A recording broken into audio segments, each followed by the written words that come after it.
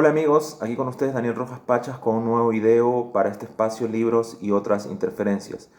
En esta oportunidad voy a retomar este pequeño espacio dentro del canal que he llamado Un cuento a la semana. Lo inauguré con un relato de Juan Carlos Onetti llamado El Cerdito. Pueden revisar ese video si gustan. La idea de este pequeño, digamos, ciclo de conversaciones en torno a breves relatos busca hacer interpretaciones de historias clásicas, otras más contemporáneas, y generar una discusión, alguna lectura, ¿no?, que yo pueda compartir con ustedes. En esta oportunidad, a propósito de todos estos memes que están surgiendo sobre viajes en el tiempo, un hecho que cambia y cómo altera un meme que ya existía, he decidido pues revisar El ruido de un trueno, A Sound of Thunder, un cuento clásico del año 1952 del escritor norteamericano Ray Bradbury.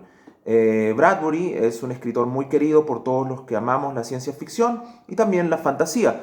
Hacer la aclaración entre ciencia ficción y fantasía rápidamente para no entrar en una discusión teórica muchas veces insalvable o eterna, simplemente señalar que Bradbury en muchos de sus relatos se adelanta a algunas teorías científicas o de algún modo pues basándose en teorías anteriores, de algún modo avisora o mm, prevé ciertos cambios o giros que la ciencia tuvo muchos años después. ¿Por qué ocurre esto? No solamente porque Ray Bradbury fue un autor muy sabio, un hombre muy lúcido, un sujeto muy lúcido o digamos observador, sino que de algún modo en sus relatos él trata de explicar el giro fantástico, no solamente proponer, ¿cierto? Como podemos ver en Star Wars, ¿cierto? Que una nave como el Halcón Milenario viaja a la velocidad de la luz y simplemente lo hace, sino que él trata de explicar en estos relatos más o menos qué lógica, qué relación causal o qué fenómeno de algún modo produce este elemento que a él pues le fascina y le sirve para generar una mecánica, ¿no? De ciencia ficción en el relato. Aunque a veces puede ser muy práctica, siempre rige un principio de coherencia, ¿no?, de lógica o de autocoherencia, tratando de dar cuenta de que en el universo los fenómenos tienen un sentido.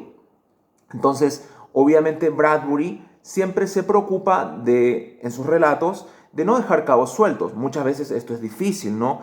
En los relatos muchas veces quedan elementos que no satisfacen del todo al lector y pueden carecer de total lógica. Creo que Bradbury se esfuerza hasta las últimas consecuencias de lograr que sus relatos no solamente tengan una gran estructura, una buena anécdota, sino que aquel elemento que él está planteando, que puede ser un viaje al espacio, la colonización de un planeta, el viaje en el tiempo, la aparición de una especie, siempre tenga algún elemento lógico, coherente, cohesionado, que permita pues la discusión. Obviamente con el tiempo muchas teorías pueden utilizarse para refutar, digamos, lo que él plantea en un relato. Sin embargo, creo que muchos de los relatos de él han envejecido muy bien y pues incluso, como digo, o sea, pueden adelantarse a alguna teoría.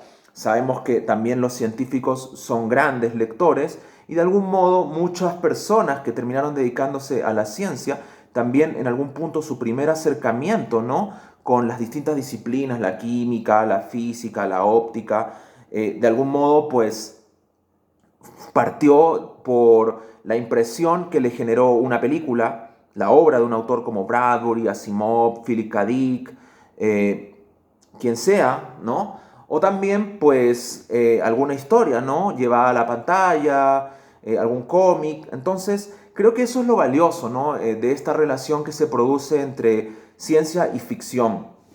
Bueno, sin dilatar más esto, hablemos un poco de El ruido del trueno y lo que yo encuentro en este relato.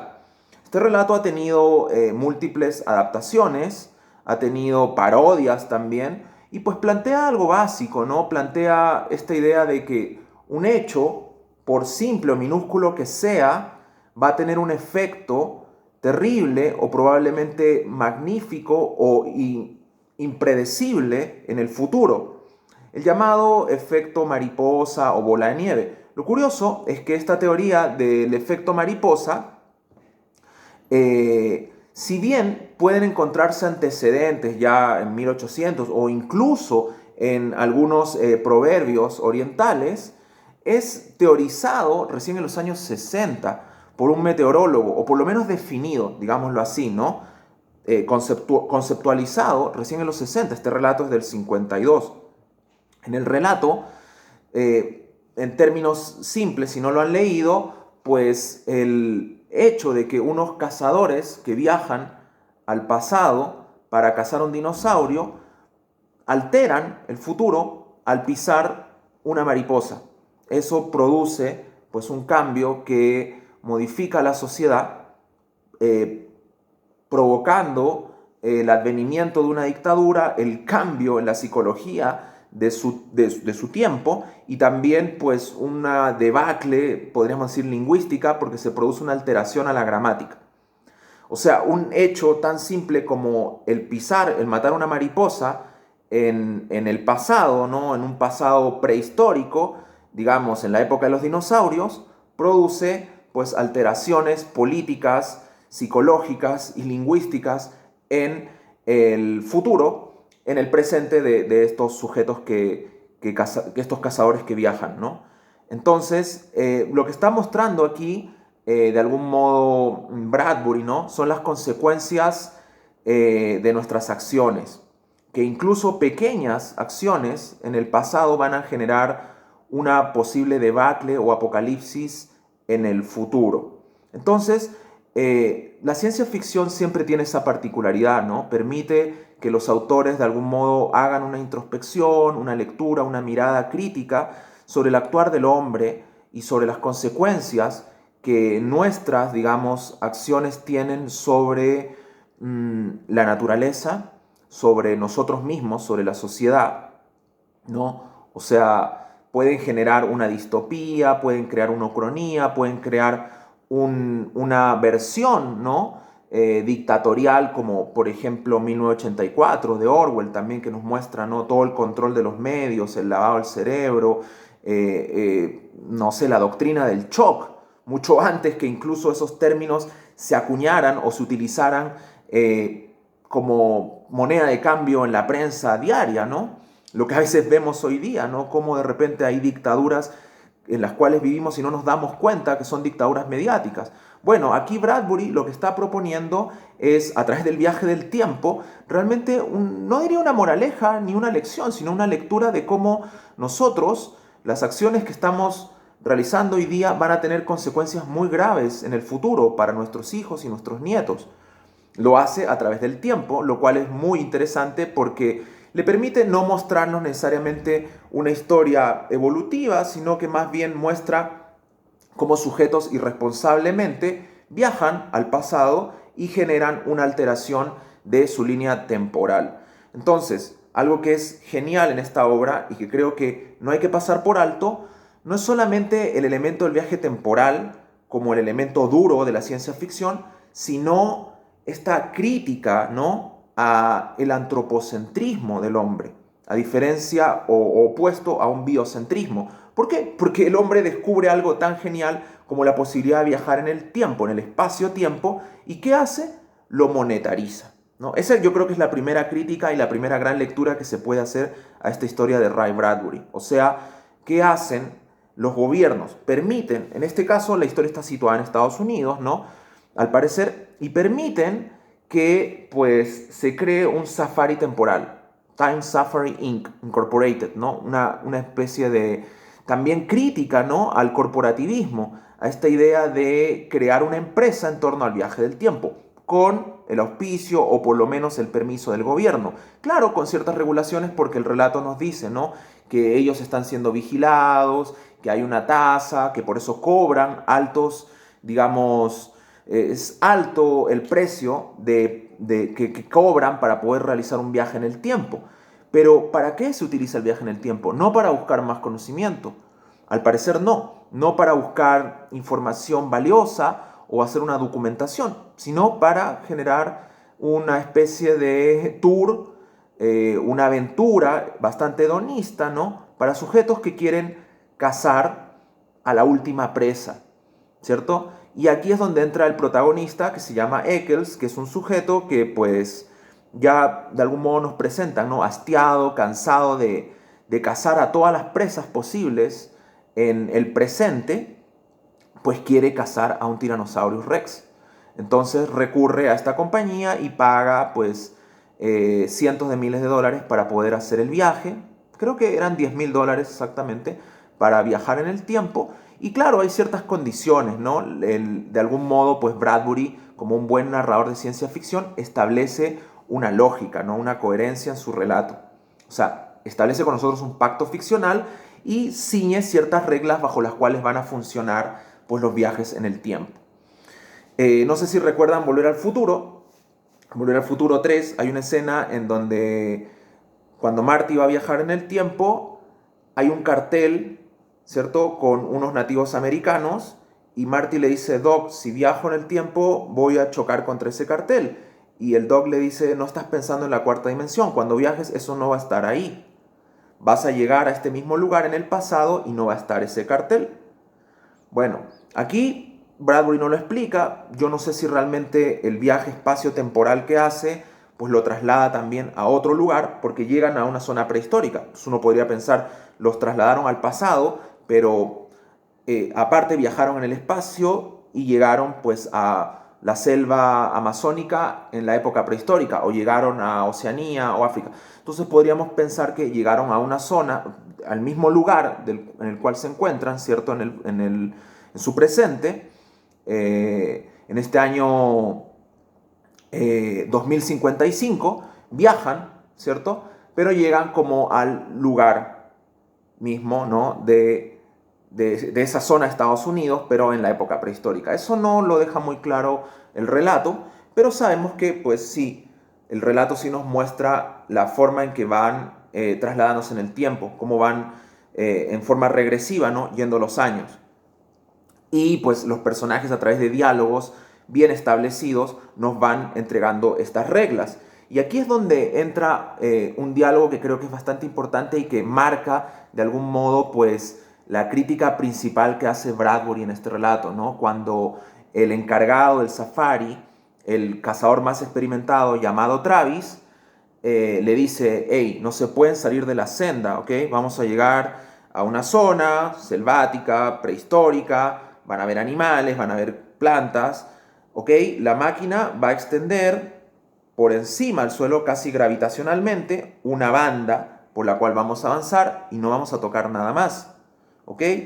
Pero Eccles, como es un fanfarrón y un poco torpe, y en realidad yo diría hasta idiota, y presumido, pues empieza como a cuestionar un poco por qué, o sea, qué importancia puede tener que pise una planta o mate una mosca, en qué va a afectar. Y entonces aquí entra también otro elemento científico que tiene que ver con la evolución, pero tiene que ver también con la causalidad, o sea, tiene que ver con cómo pequeños o simples organismos van a tener un encadenamiento en hechos posteriores y en la evolución de las especies y también en su preservación. O sea, él le dice, si matas a una mosca, esa mosca que es el alimento, voy a citar quizá mal, parafrasear mal, pero es más o menos esta la idea. Vas a matar a un ratón, ese ratón iba a engendrar una familia, iban a salir 10 ratones de ahí, de los cuales se iba a alimentar un zorro, y si ese zorro muere,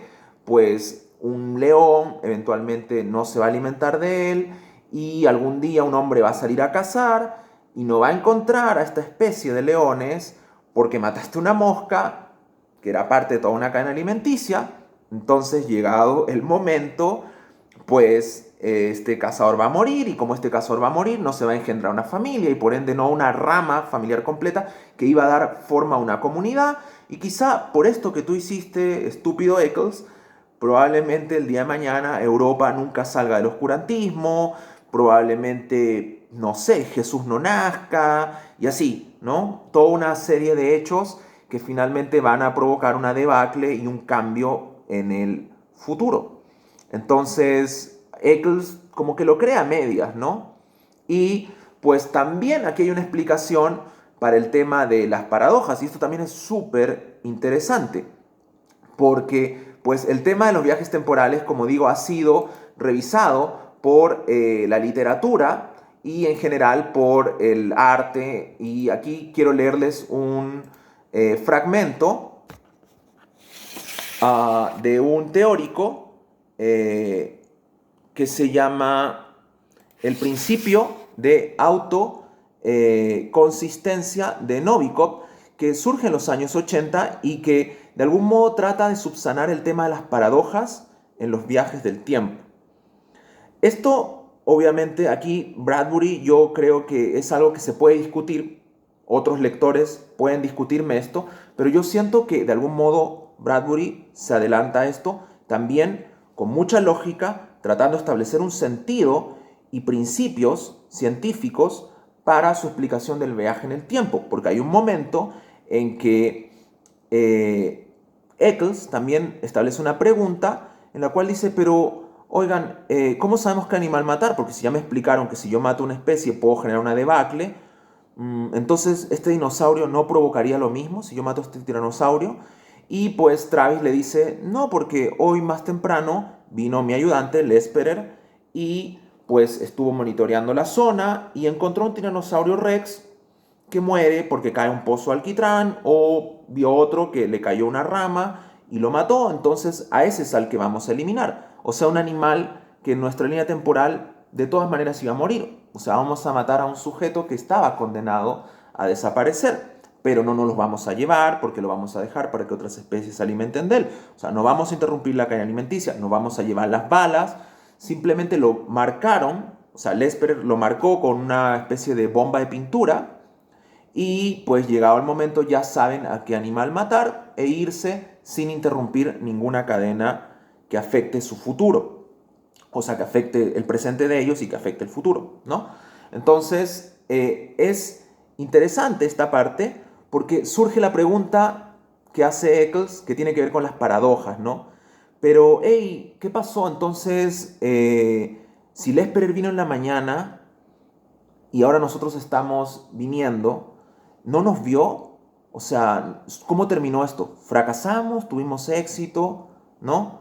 O sea, y ahí es donde Travis le responde, miren, el viaje en el tiempo tiene su propia lógica. Y aquí lo que hace Bradbury es establecer una especie de ley física, de establecer una especie de principio para, de algún modo práctico, digámoslo así, sencillo, eliminar el tema de la famosa paradoja del abuelo, que voy a explicar brevemente, pero quiero decir cómo lo explica Bradbury primero.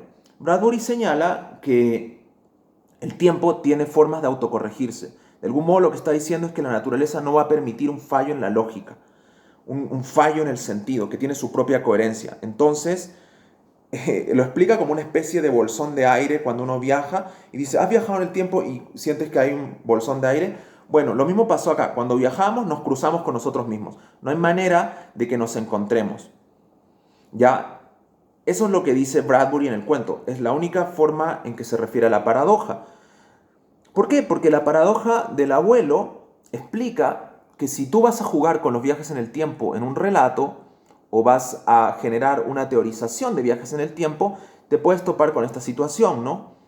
Que es la que muchos se preguntan en algún momento. ¿Qué pasa si viajo en el tiempo y mato a mi abuelo?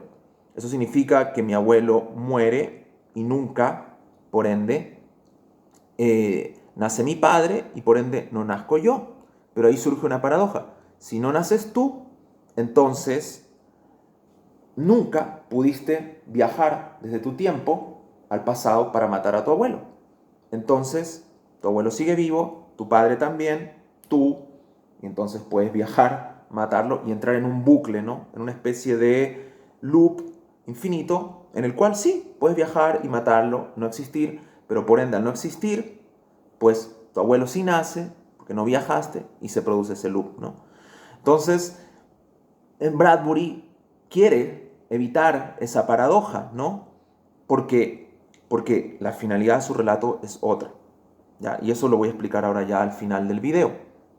Como ya dije, o sea, Bradbury lo que le interesa es centrarse en la inevitabilidad de nuestras acciones.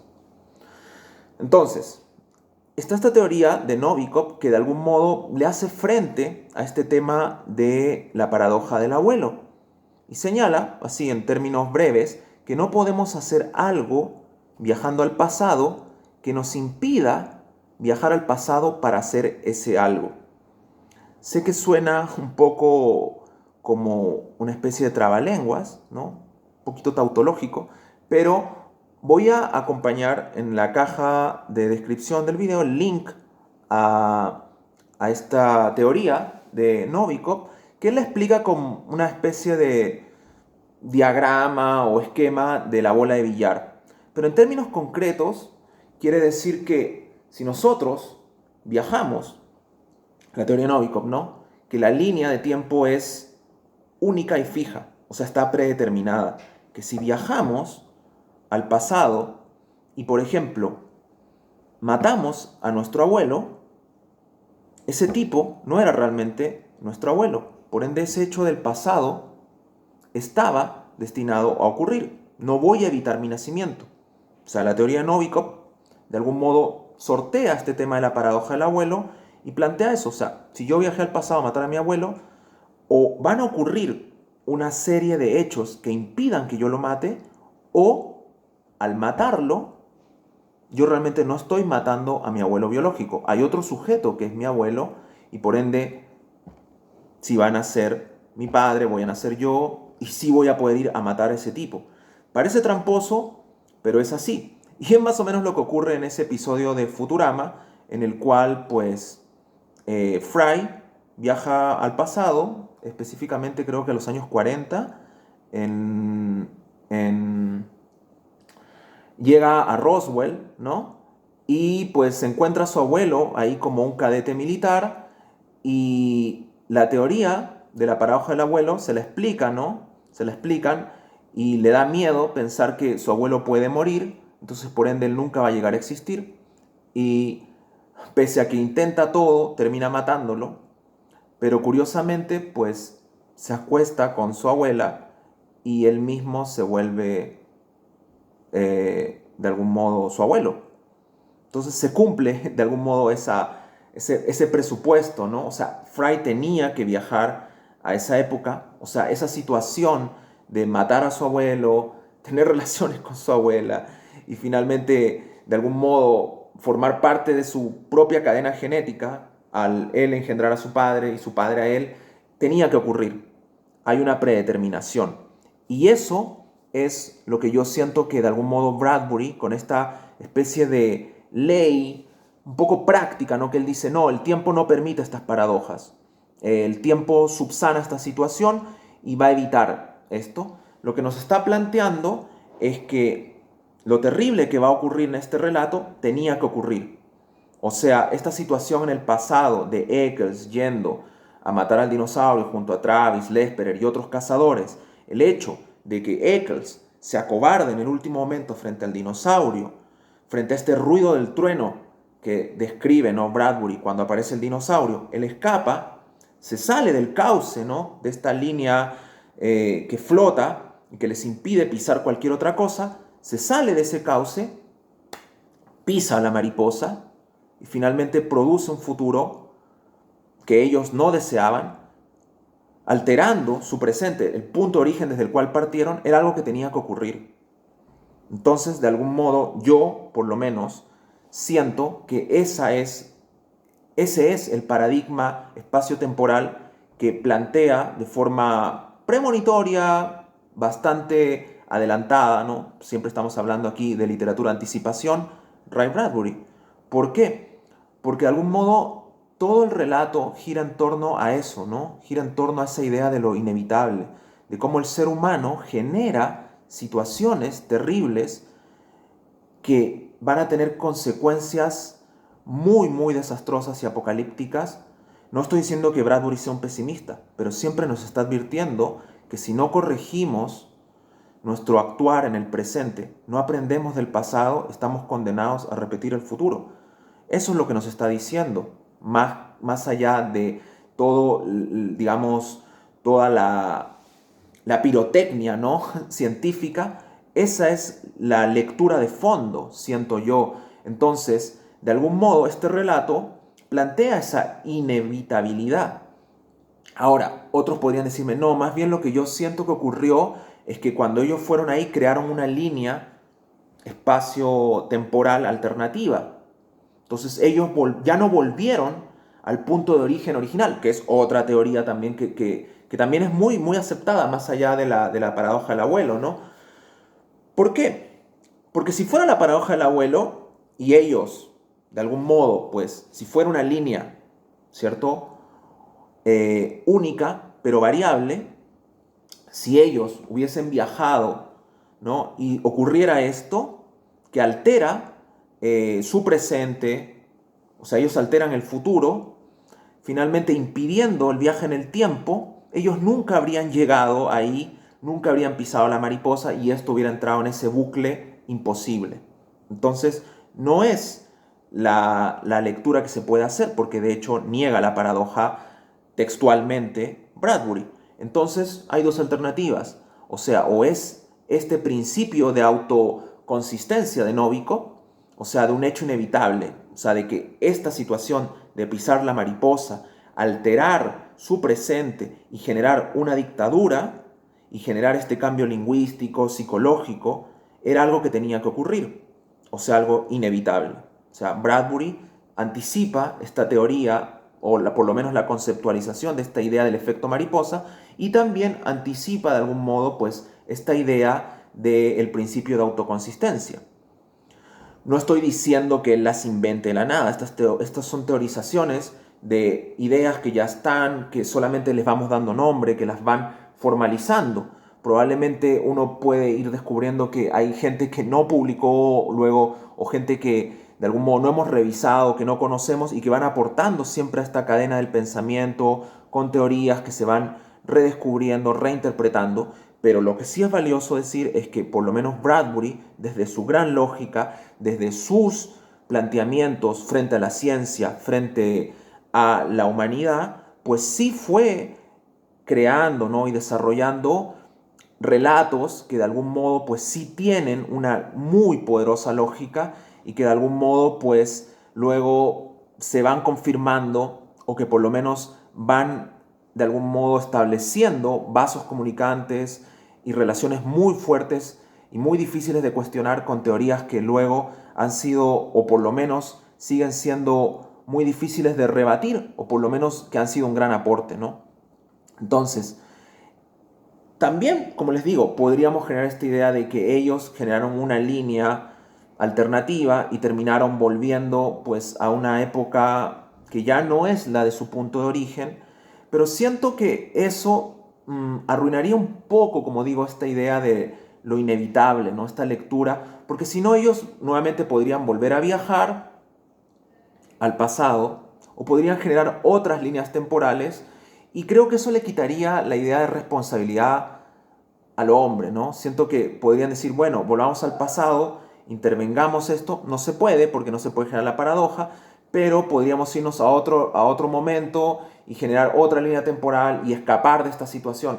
Entonces, de hecho, el relato termina con otro sonido del trueno, que es cuando ya llegan y se dan cuenta, ¿no? De que en la bota de Eccles está la mariposa y se dan cuenta que ha cambiado el cartel que los recibía, ¿no? Que estaba en la recepción de esta empresa, ¿no? De Safari, y de sí, ya no están las mismas letras, han cambiado. Le preguntan al recepcionista, a la persona que está detrás del mostrador, hey, ¿quién ganó las elecciones? Porque al comienzo del relato te lo plantean, ¿no? Había un presidente que ya había sido electo, que era pues un sujeto demócrata, un sujeto, bueno, sin tacha, ¿no? Un tipo que probablemente iba a llevar a la nación y al mundo a una nueva época de esplendor, más o menos te lo plantean así, pero cuando llegan como a un mundo totalmente diferente, intervenido, en el cual ganó el dictador, una figura que dicen fuerte, que va a traer una época de hierro, algo que se necesita, ¿no? Entonces Travis, que desde el comienzo se muestra como un tipo feliz, por lo menos por la elección de este demócrata o de este sujeto que iba a traer una nueva época de esperanza y libertad, pues realmente se ve muy afectado por la situación y saca su arma y esto ya, digamos, no se ve, pero pues mata a Eccles, ¿no? Y ahí termina el relato con otro sonido del trueno, mostrando también esto, ¿no? De que eventualmente Eccles iba a ser de algún modo destruido por sus propias acciones. O sea, está esta, de algún modo, circularidad del tiempo, pero que tiene que ver con los actos que realizamos y las consecuencias graves que engendran. Siento que esa es la lectura de fondo y pues lo valiosísimo de este cuento, de este relato corto de Bradbury es el planteamiento, ¿no? De este efecto mariposa, de esta teoría del caos, de algún modo. También esta idea de la autoconsistencia, ¿no? El hecho de que también es muy valioso que para hacer un relato tan corto trate de no dejar, ¿no? Cabos sueltos y de algún modo plantee al menos una posición frente al tema de la paradoja, cosa que muchas películas no lo hacen. O sea, hay películas que son muy divertidas, que son geniales, como Volver al Futuro, pero Volver al Futuro, pues, si tiene errores de consistencia, aunque yo la amo, esa película me parece genial, si tiene errores de consistencia porque en la primera plantea un tipo de paradigma que luego contradice el de la segunda, ¿no? Porque en la primera, pues está esta paradoja de la variabilidad del tiempo en una línea única y luego, pues en la segunda establece las líneas de tiempos alternativos. Lo entrecruza bien porque juega con el cast, ¿no? Juega con esta idea de que hago esto y engendra esto otro y sí, lo resuelve. Pero si nos ponemos puntilludos, ¿cierto? Si nos ponemos a analizar bien, pues en términos prácticos no se hace cargo tanto de sus propias inconsistencias. Lo mismo otra película que también comenté en el canal hace ya bastante tiempo, que se llama Looper, de Rian Johnson, ¿no? El que dirigió la segunda, la tan criticada segunda eh, entrega de Star Wars, ¿no? De la nueva trilogía, que muchos quisieran poder viajar en el tiempo para borrarla. A mí me gusta mucho, pero hay muchos que la odian. Entonces, él tiene una película que se llama Looper, donde también plantea una película de viajes en el tiempo que es muy interesante, sobre todo por los efectos, yo diría más bien sobre la identidad y el existencialismo y la duplicación del ser. Vean ese video si les interesa esto de los viajes en el tiempo, pero ahí de verdad Rian Johnson deja un montón de hilos sueltos. Y la misma película, la misma El ruido del trueno de Bradbury ha tenido adaptaciones. Hay una adaptación de Peter Hyams, creo que es, con Edward Burns y Ben Kingsley, que es malísima, que trata de ser una especie de secuela del relato y que tampoco se hace cargo de las cosas. Entonces siento que por lo menos este relato breve de Bradbury sí se hace cargo, ¿no? También recomendar, ¿no? Ya para ir cerrando, las adaptaciones que hay de esto. El paródico episodio de Noche de Brujas de Los Simpsons, que Homero viaja con un tostador, pues es una clara homenaje y referencia a este relato de Bradbury. Hay un cómic de Richard Corben, una adaptación. También hay una adaptación de Weird Science, que creo que era que no me acuerdo el nombre del dibujante, pero creo que es la primera adaptación a cómic de este relato. También voy a dejar el link en la descripción si quieren consultarlo en línea, leerlo. Y hay una adaptación que yo creo que es probablemente la más fiel y la más literal que pueda haber del texto, que es del año 86, que es de un programa que se llamaba El Teatro de Ray Bradbury, como una especie de dossier, como todo lo que se puso de moda en un momento, como con los cuentos de la cripta, Creepshow, ¿no? Como narrador de cuentos. En este caso, Ray Bradbury aparece en este programa como una especie de prologuista de la propia adaptación cinematográfica o en este caso televisiva de sus relatos. Hay varios relatos de él llevados, ¿no? A la pantalla y está esta, ¿no? Le voy a dejar el link. Es una versión que creo que para ser de los años 80 está bastante bien. La parte del dinosaurio no es muy buena, se ve muy mecánico, parece de atracción de animatronic de Disney, una cosa así, pero la parte del viaje en el tiempo y la ambientación y la puesta en escena, aunque es un poco teatral, está bien, porque si de repente el relato les deja alguna duda o... Porque el relato es bien poético también en algunas partes, sobre todo cuando describe al tiranosaurio Es increíble la forma, pero también cuando escribe el viaje en el tiempo es poético. En cambio aquí es bastante técnico y se muestra el viaje tal cual. Entonces es un buen acompañamiento para el relato, sobre todo si lo quieren compartir con un primo, un sobrino, su hermano, su hijo. Pueden leerlo y luego acompañarlo de esta versión.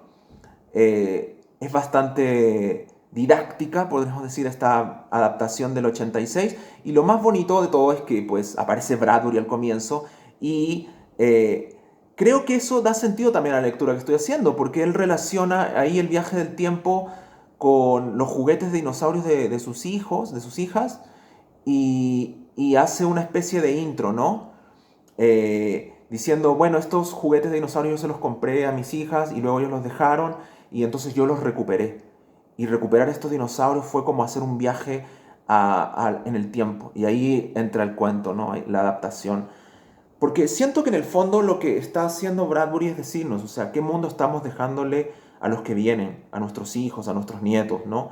Tiene que ver mucho con eso. Y creo que la visión de Bradbury y este relato tiene mucho, yo no diría solo de ecologista, sino de biocéntrico, ¿no? De decir, hey, somos uno con la naturaleza, somos parte de ella, no estamos por encima de ella. Si podemos lograr en algún momento tener el viaje en el tiempo, como pudimos descubrir la separación del átomo o lo que sea, hey, no lo utilicemos en nuestra propia contra y menos en contra del planeta sobre el cual estamos parados. O sea, tratemos de reflexionar un poco, no monetaricemos esto, no veamos la utilidad catastrófica de esto, no lo convirtamos en un arma, sino en un objeto del saber. Y si incluso llega a ser una fuerza muy difícil de controlar, creo que es mejor no meter las manos en esto, porque no es algo que se nos puede salir de control muy fácilmente. Es más o menos la advertencia que hace, ¿no? Y entonces, por eso siento nuevamente, para ir redondeando, que tiene que ver con lo inevitable, ¿no? Tiene que ver con esta idea de que lo que tenía que pasar, lo que tenía que ocurrir, es inevitable. O sea, el hombre siempre tiende a su autodestrucción. Entonces, estos tipos crearon una máquina del tiempo y crearon la propia debacle de su futuro, generando el advenimiento de esa dictadura que tanto detestan, que tanto daño les va a hacer. Ellos mismos la provocaron y no va a haber manera de volver atrás porque el tiempo no te lo va a permitir. Vas a volver atrás y vas a volver a cometer el mismo error porque está predestinado de algún modo y va a volver a ocurrir. Ey, pero el cambio no es hacia atrás. No puedes llorar sobre leche derramada, no puedes ya cambiar lo que ya fue, pero sí puedes, aprendiendo de ese error, cambiar el futuro y evitarlo. Es más o menos lo que te está diciendo, yo siento al menos Ray Bradbury en este relato, al hacerse cargo de la paradoja, al evitar, porque si estuviera la paradoja del abuelo, ellos podrían volver infinitas veces y cambiar esto y evitarlo y así. O sea, no tendría sentido, ¿no? Tampoco tendría sentido si crean una realidad alternativa, aunque puede ser que pase, y decir, bueno, pues escapémonos de esto, aunque alguien lo plantea también en el cuento en un momento. Dice, tuve en algún momento al ver que podía ganar Deuster, que es el dictador, la idea de poder escapar, ¿no? De poder escapar de esta realidad. Creo que Eccles es el que lo dice en el mismo relato.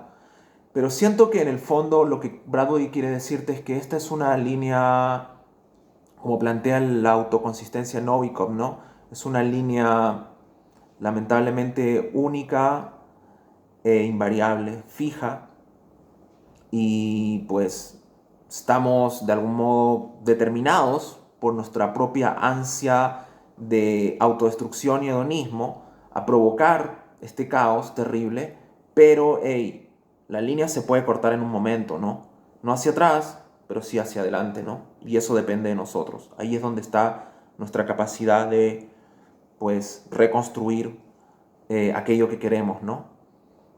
Bueno, espero que hayan disfrutado la lectura. Quizá en algunas partes fue un poco difícil de entender, quizá porque los viajes en el tiempo siempre provocan eso en las historias.